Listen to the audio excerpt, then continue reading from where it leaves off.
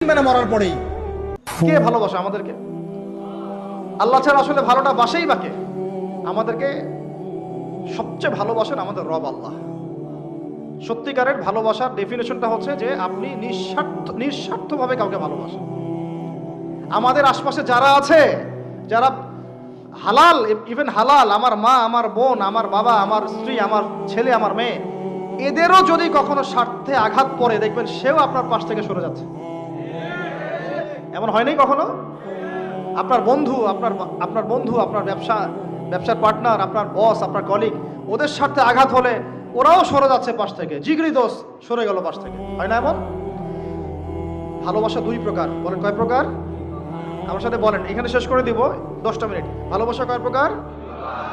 একটা হচ্ছে নিঃস্বার্থ ভালোবাসা। কি স্বার্থ?